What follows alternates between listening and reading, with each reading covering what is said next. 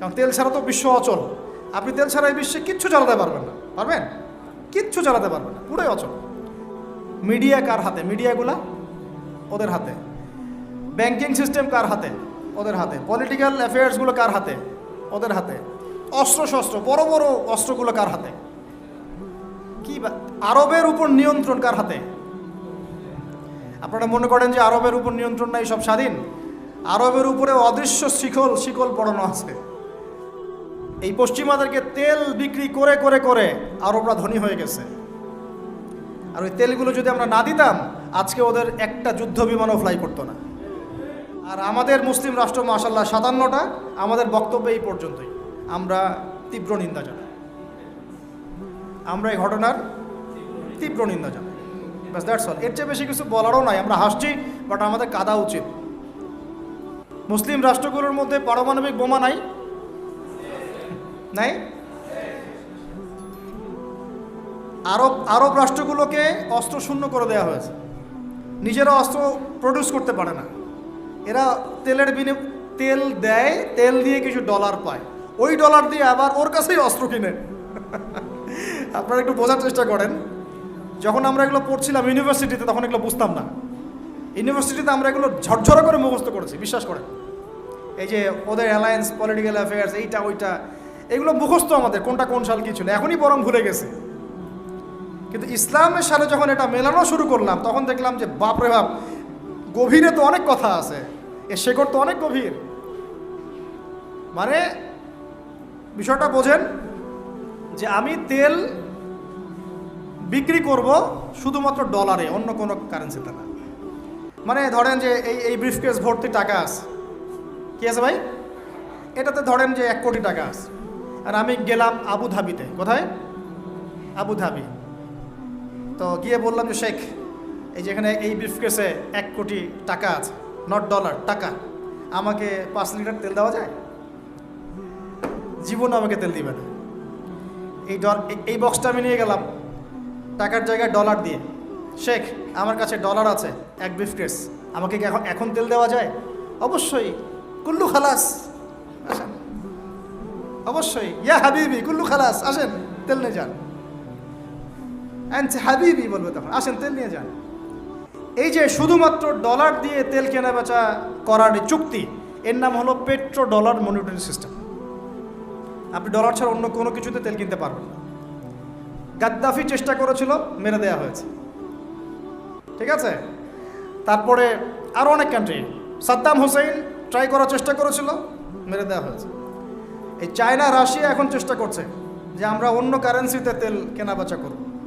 Iran মাঝখানে চেষ্টা করেছে আমরা সোনা দিয়ে তেল কেনা বেচা করবো, সোনা দিয়ে।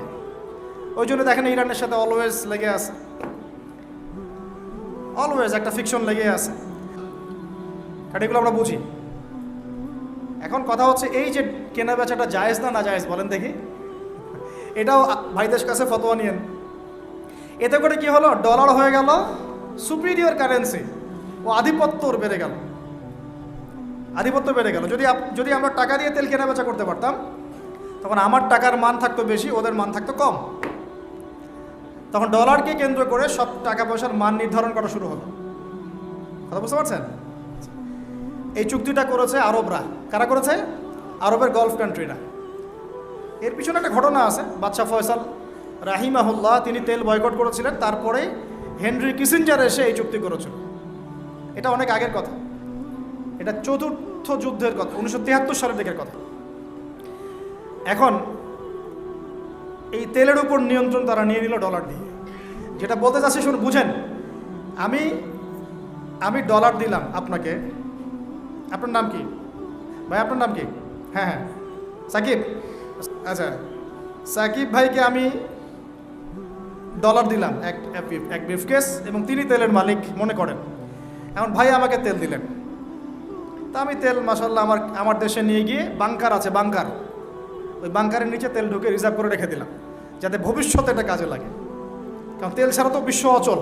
আপনি তেল ছাড়া এই বিশ্বে কিচ্ছু চালাতে পারবেন না, পারবেন? কিচ্ছু চালাতে পারবেন না, পুরোই অচল।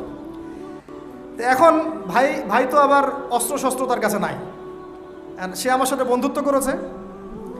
এখন আমি তাকে বোঝাচ্ছি যে আপনার তো নিরাপত্তার জন্য অস্ত্র দরকার, আপনার আশপাশে অনেক শত্রু আছে, ইরান আছে আপনার পাশে, যদি হামলা করে আপনার শত্রুরা তো অভাব নাই, তাহলে অস্ত্র কিনতে হবে না আপনার? ও বলছে হ্যাঁ কিনতে হবে। তো তাহলে অস্ত্র তো আপনি বানাতে পারেন না, সেই প্রযুক্তি আপনার নাই।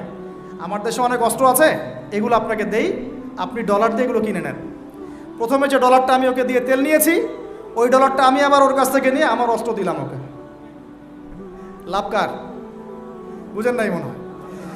প্রথমে আমি দিয়েছি ওকে ডলার, সাকিবকে, সাকিব দিয়েছে আমাকে তেল, সেই তেল নিয়ে আমি আমার দেশে রিজার্ভ করেছি, তেল তো আমার থাকলোই। আর আমার ডলার হলো কারেন্সি, সুপিরিয়র কারেন্সি, যা দিয়ে অন্য কারেন্সির মান নির্ধারণ করা হয়। এবার ওকে বুঝালাম তোমার অস্ত্র নাই, তো ও বলছে তো আমার তো প্রযুক্তি নাই, তাহলে আমাকে আপনি কিছু অস্ত্র বিক্রি করেন আমার কাছে। তা আমি কিছু অস্ত্র, আমার তো অস্ত্রের অভাব নাই, আমি যত ইচ্ছা এগুলো বানাতে পারি, যেটা বানাচ্ছি ওর চেয়ে অত্যাধুনিকটা আমার কাছে আছে। ওকে এমন কিছু দিব না যেটা দিলে ও আবার আমাকে আক্রমণ করতে পারে, ওকে এমন অস্ত্রই দিব যেটা আমার প্রতিহত করার ক্ষমতা আছে। অথবা ব্যালিস্টিক মিসাইল ওকে দিব না, ওকে অন্য কিছু দিব। আমি এখন ওকে অস্ত্র কিছু দিলাম, ওই যে ডলারটা প্রথমে দিয়েছি ওইটা আবার সে আমাকে দিয়ে দিল। কিছু কি বুঝলেন? এইটাই চলতেছে আরবের মধ্যে। সাল্লাল্লাহু আলাইহি ওয়াসাল্লাম নবী হয়েছেন 40 বছর বয়সে। জন্মগ্রহণের আগে বাবাকে হারিয়েছেন, তারপরে 6 বছর বয়সে মাকে হারিয়েছেন,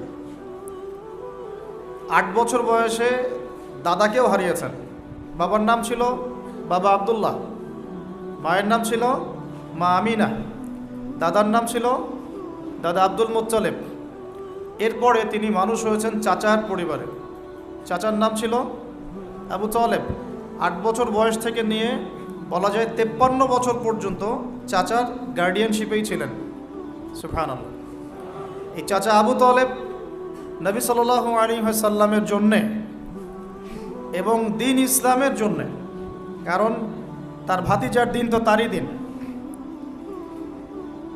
এমন কোনো ত্যাগ নাই যা স্বীকার করেন নাই। চাচা আবু তালেব নবী সাল্লাল্লাহু আলাইহি ওয়াসাল্লামকে যে সাপোর্টটা দিয়েছেন, এই সাপোর্টটা আমরা সবাই মিলেও এখনো দিতে পারি নাই। বিশ্বাস করেন?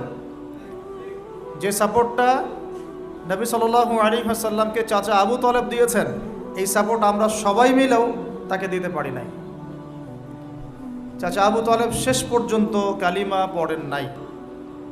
সাহাবীরা জিজ্ঞাসা করেছিলেন যে ইয়া রাসূলুল্লাহ সাল্লাল্লাহু আলাইহি ওয়াসাল্লাম, আপনাকে এত সাপোর্ট দেওয়ার পরে চাচা আবু তালেবের কি কোনোই উপকার হবে না, লাভ হবে না? নবীজি বলেছেন সাল্লাল্লাহু আলাইহি ওয়াসাল্লাম, আমি না থাকলে আমার চাচাকে জাহান্নামের একদম অতল তলে রাখা হতো। আমার কারণে আল্লাহ রাব্বুল আলামিন তাকে জাহান্নামের উঁচু জায়গায় রাখবেন, জাহান্নামের উঁচু জায়গায় রাখবেন, যেখানে আগুন তার পায়ের গোড়ালি স্পর্শ করবে, এতেই তার মগজ টকবক করে ফুটতে থাকবে। আপনারা কি আমার বাংলা ভাষা বুঝতে পারছেন? এমন কোনো সাপোর্ট নাই চাচা দেন নাই। মক্কার প্রায় 13 বছর যখন দাওয়াতি কাজ করছেন নবী সাল্লাল্লাহু আলাইহি ওয়াসাল্লাম, মানুষ গালি দিচ্ছে, কেউ থুতু নিক্ষেপ করছে, কেউ নামাজরত অবস্থায় মাথার উপরে উটের নাড়ি ভুড়ি চাপিয়ে দিচ্ছে, কেউ বলছে এই ব্যক্তি জাদুকর, এই ব্যক্তি গণক, এই ব্যক্তি মিথ্যাবাদী, নাউজুবিল্লাহ, এই ব্যক্তি ফারিকুল জামা, জামাত বিভক্তকারী, এই ব্যক্তি মজনুন, পাগল। তাকে আগলে রেখেছেন তার চাচা। মানুষ অর্থনৈতিক বয়কট করছে, চাচা আগলে রেখেছেন। 3 বছর সমাজ থেকে বহিষ্কার করা হয়েছে, গাছের ছালপাতা খেয়ে থেকেছেন বনু হাশিম, চাচা আগলে রেখেছেন। চাচা ছোটবেলা থেকে তাকে এত মহব্বত করেছেন, তার ছেলেদেরকে নিয়ে যখন খেতে বসতেন, আমাদের নবী সাল্লাল্লাহু আলাইহি ওয়াসাল্লাম একটু লাজুক ছিলেন, তিনি শোরগোল করতেন না, চুপচাপ খেতেন। চাচা আলাদা করে একটা খাবার রেডি করে তাকে আলাদা করে ডেকে খাওয়াতো, কারণ সবার সামনে হয়তো সে বলতে পারছে না, লজ্জা পাচ্ছে, শাই ফিল করছে, বাবা নাই মানুষের সংসারে, হয় না? এটা আপনারা হয়তো সবাই বুঝবেন না, আমরা বুঝি। যারা বাবা বা মা ছাড়া বড় হয়েছে অন্যের সংসারে, তারা এগুলো বুঝতে পারে। নবী সাল্লাল্লাহু আলাইহি ওয়াসাল্লাম এতিমদের প্রতি এত রহমদিল কেন ছিলেন? কারণ তিনি তো এতিম অবস্থায় বড় হয়েছেন, তিনি তার কষ্টটা বুঝতেন। আমরা যদি এখানে যদি কেউ এতিম থাকেন, তিনি বুঝবেন এতিমের সাইকোলজি কেমন, তার চাহিদা কেমন, কষ্ট কেমন।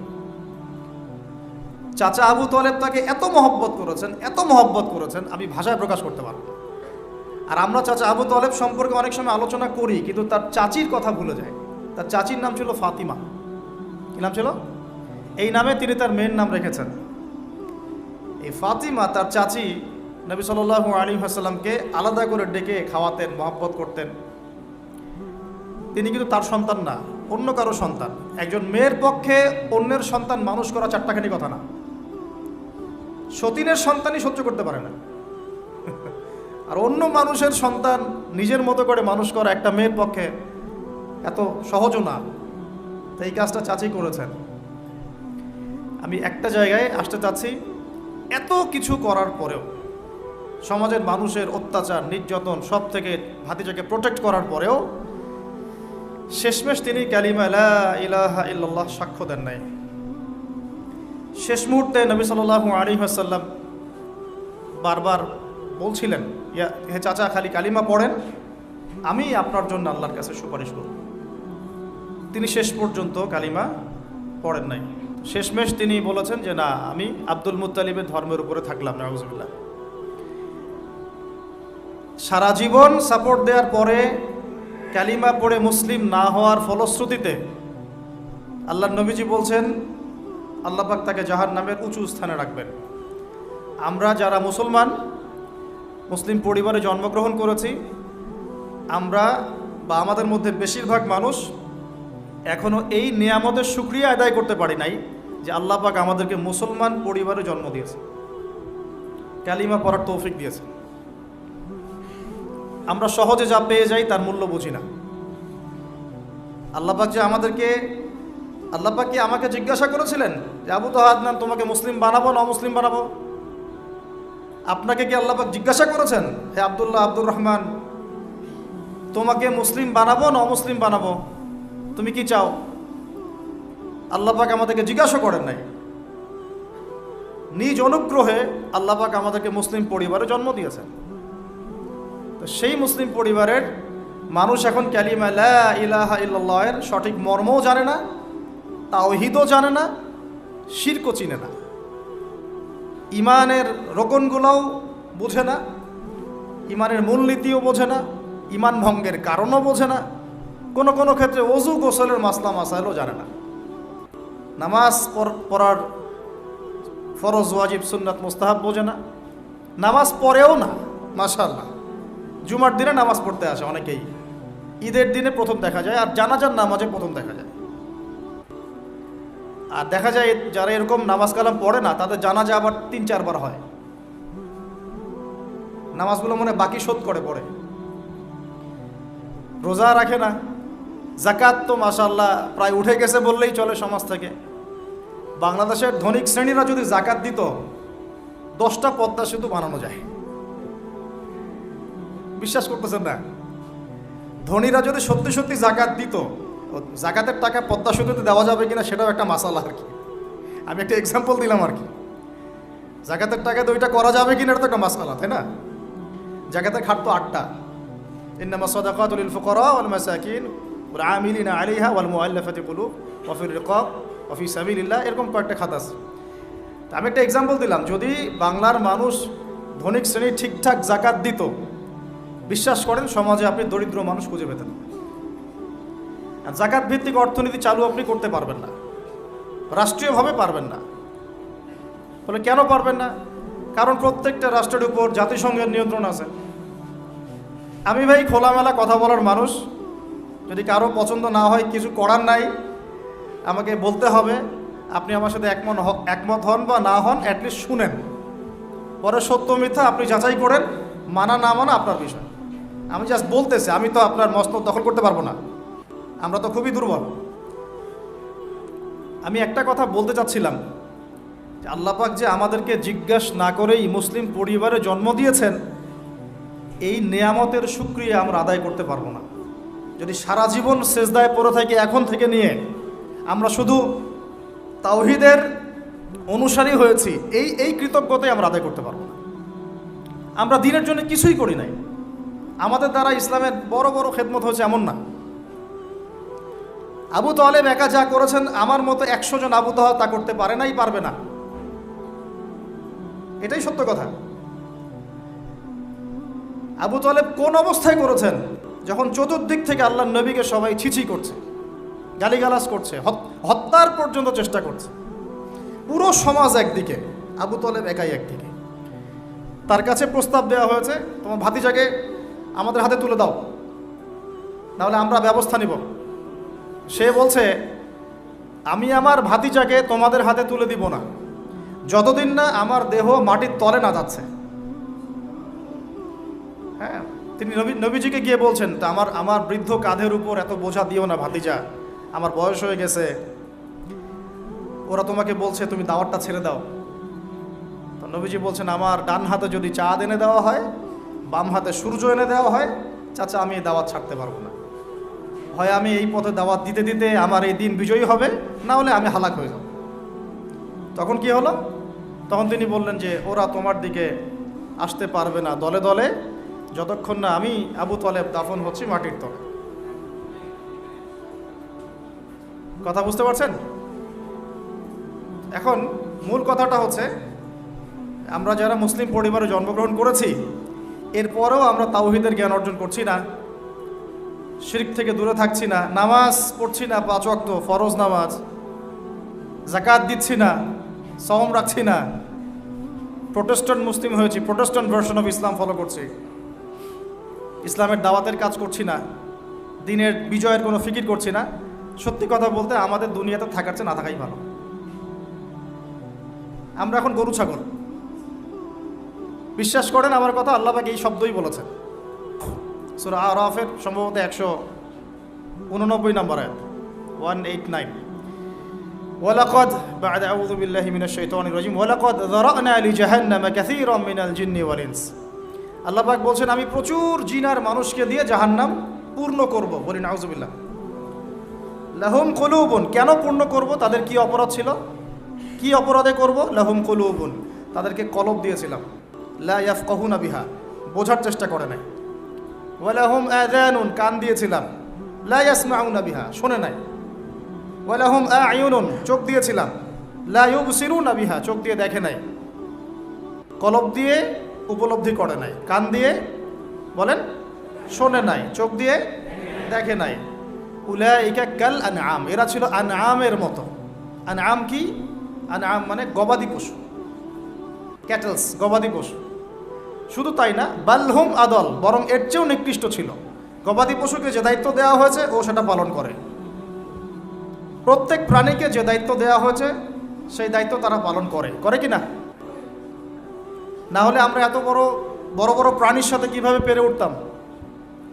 একটা গরু নির্দ্বিধায় জীবনকে সঁপে দিচ্ছে, বিদ্রোহ করছে না, করছে? তো আল্লাহ পাক এই কথা বলছেন, উলাইকা কাল আনআম, তারা হচ্ছে গবাদি পশুর মতো। বালহুম আদল, বরং তার চেয়েও নিকৃষ্ট। কারা? উপলব্ধি করে না, দেখে না, শোনে না। এখন আমাকে উত্তর দেন দেখি, আমাদের মধ্যে এখানে কোন ব্যক্তি আছেন যে চোখে দেখেন না, কানে শোনেন না, উপলব্ধি করেন না? আমরা সবাই চোখে দেখি। এই চোখে দেখি কি না? দেখতে পাচ্ছেন তো আপনি? কানে শুনতে পাচ্ছেন কি না? তাহলে আল্লাহ পাক কোন চোখের কথা বলছেন আর কোন কানের কথা বলছেন যেগুলো অন্ধ? বলেন। নিঃসন্দেহে অন্য একটা চোখ আছে, আরেকটা কান আছে, আরেকটা চোখ আছে, কান আছে, এটা কোথায়? কলবে। তাহলে আবু জেহেল আল্লাহর নবীকে চিনতে পারছে না, আবু বকর রাদিয়াল্লাহু আনহু চিনতে পারছেন, তাহলে দুজনের তো বাইরের চোখ একই। কোন চোখ তাহলে অন্ধ আবু জেহেলের, যে কারণে আবু জেহেল আল্লাহর নবীকে চিনতে পারল না? বলেন। এখন বলেন, মুসলমান পরিবারে জন্ম নেওয়ার পরে আমরা যারা নামাজ পড়ি না, যাকাত দেই না, রোজা রাখি না, সামর্থ্য হয়েছে হজ করি না, জুমার দিনে আসি, ঈদের দিনে আসি, হ্যাঁ, সৎ কাজে আদেশ করি না, অসৎ কাজে নিষেধ করি না, কোরআন তেলাওয়াত করা শিখি না, রাসূলের সুন্নাহ মাফিক জীবন গড়ি না, আর অর্থনীতি রাজনীতিতে গেলাম না, ওটা গেলামই না, বাদ, ওটা তো অনেক বড় স্কেল। তাহলে আমাদের কি চোখ আসলেই আছে, কান আসলেই আছে, কলব কি আসলেই জিন্দা, না সত্যিকার অর্থে আমরা গবাদি পশু হয়ে গেছি? আত্মপর্যালোচনা করতে হয় তো। আত্মপর্যালোচনা, মোরাকাবা মানে হচ্ছে আত্মপর্যালোচনা, নিজেদেরকে নিয়ে ভাবতে হবে তো।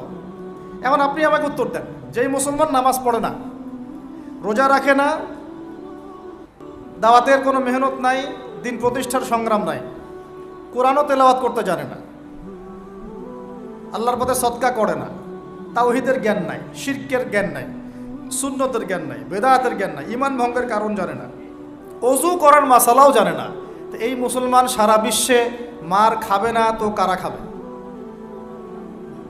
আমাকে বলেন, উত্তর দেন। আমার জানা নাই, আমি এগুলো বুঝি না, বুঝতে আসছি। আমি অনেক কিছুই বুঝি না, যে আমার বুঝের সাথে অনেক কিছুই মিলে না। আমার বুঝ এইটা যে মার খাবো না তো খাবে কারা, এটা আমার বুঝ। এখনও যে আমরা বসে আছি এখানে খাই নাই, সেটাই তো আল্লাহ পাকের রহমত। অনেক আগেই তো আল্লাহর গজব আসা উচিত ছিল।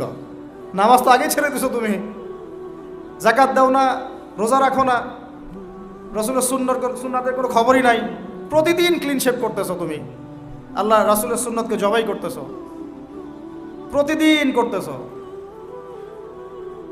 পর্ন দেখতেছো, বাইকে করে মেয়ে নিয়ে ঘুরতেছো, ইউনিভার্সিটিতে গোল হয়ে বসে আসো মেয়েদের সাথে, অ্যাভেলেবল তো এগুলো হচ্ছে, অ্যাভেলেবল। মেয়েরা জিনা করতেছে, বহু ছেলে পেলে এখন বিয়ে তো কঠিন, এই জন্য এই পথটা বেছে নেয়, এই পথটা সহজ। 5 দিন 7 দিন একটা মেয়েকে নিয়ে ঘুরলে দেখা যায় যে ওই বিছানায় চলে যাওয়া যায়। এখন তো এই যুগ চলতেছে। আগেকার সেই যুগ নাই তো, যে চিঠি দিয়ে প্রেম করে, লম্বা প্রেম হয়, পরে বিয়ে হয়। এখন সব দৈহিক সম্পর্ক, 1 মাস একজনের পিছনে, ওটা হয়ে গেছে আর পরের মাসে আরেকটার পিছনে।